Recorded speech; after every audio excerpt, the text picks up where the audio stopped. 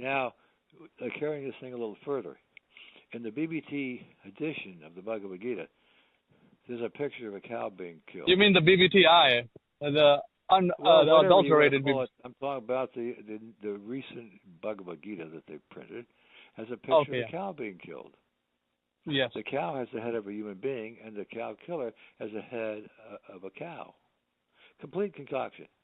Not only that, when Ray Rama wanted to have a picture of a cow being murdered in a BTG, Srila Prabhupada said to him, don't you put a picture of a cow being murdered in my BTG? Everything is spoiled. So this book, they call Bhagavad Gita, is spoiled. It's spoiled. I don't care. Not only that, those paintings are very dear to Srila Prabhupada. I signed with Srila Prabhupada as the ISKCON representative. I signed with him as the author the Macmillan contract. And in the first paragraph of that contract, Srila Prabhupada says, these paintings belong to me. They're not part of this copyright. They were so dear to Srila Prabhupada. He had supervised a lot of them personally. And there were 48 color illustrations in the original Bhagavad Gita, the one he had published by Macmillan. And they took all of them out except 2 and put a couple of their own in. And the picture that the son Jaya was relating to Dhritarashtra from his heart, they took that out and replaced it with another picture of Sanjaya talking to Dhritarashtra. And instead of a picture in the heart, like Srila Prabhupada says, we all have TV in the heart. He was seeing it in the heart and relating what he saw to Dhritarashtra.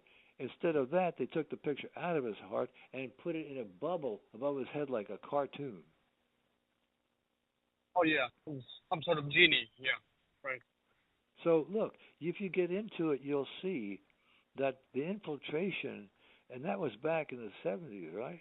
So I mean, 1970. Yes, the movement is like thoroughly, every nook and cranny, and it's beginning to resemble a Kanishta movement.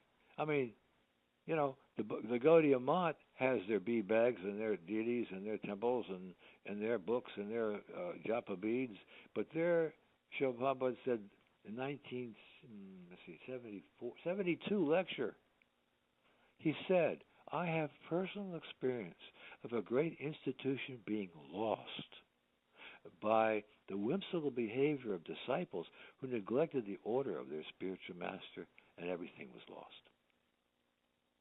He's talking about the Gaudiya Math in 72.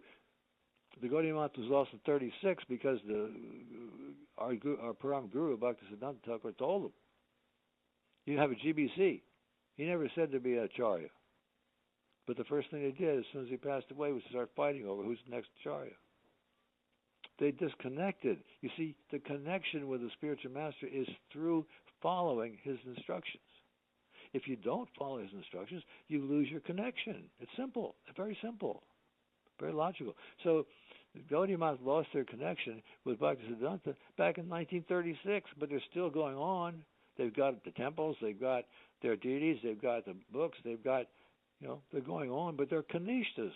I wrote the letter to Srila Prabhupada.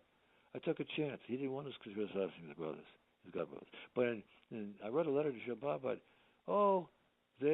We went down the Bhaktisiddhanta Road to the Gaudiya Math Temple like it was on the itinerary, and Srila Prabhupada never approved of it, but it was on the itinerary because we choose to put it there. And so we went down the road, and I said, I went with everybody else, and we sat there, and there was a long table covered with white cloth, and the godbrother Srila Prabhupada was sitting behind the table, and one of them, Sridhar, got up and said, I wanted to thank you all for coming here from all over the world to help us with our work. And I thought, what? I wrote Srila Prabhupada, what work are they doing? They're not doing anything. You're doing it. They're a bunch of Kanishta Adhikaris, and they're claiming to be and thanking us for coming to help with their work. He wrote back that famous letter, which he described how his godbrothers had no heart for preaching, and that his Guru Maharaj left sooner. Otherwise, he was disgusted, and so he left sooner. Otherwise, he would have stayed longer. It's right there in print. I'm sure you read that letter. Many devotees have. It defines the Gaudiya Math as having no heart for preaching. They simply are after prasadam and chapatis and engaging their disciples with transcendental trickery. I can read it to you. Transcendental trickery. Okay, yeah. So you're equating that to what's going on in present day so-called ISKCON movement, which is not actually Prabhupada's movement. Well, that's a good conclusion. You can hear the ring of truth, and that's what's needed. See, but that's very rare.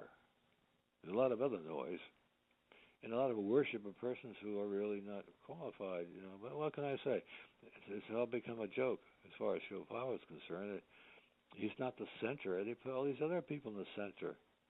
It all started right after he left. The 11 men he appointed jumped on the seat. They had 11 Vyasasans made, all exactly identical, all in a semicircle, put in the back of the room in Mayapur. It was shocking. I saw it. It was shocking. What is he doing? They're jumping on the seat. Prajun wrote a letter. He said he said, I've seen it. This is not good. You should be sitting on the same level as your godbrothers. You can't sit on a higher place in front of your godbrothers. This is etiquette. So they jumped on the seat and they went and they played guru. They were appointed, but not to be worshipped like a replacement for Srila Prabhupada. They weren't acharyas. They were officiating acharyas.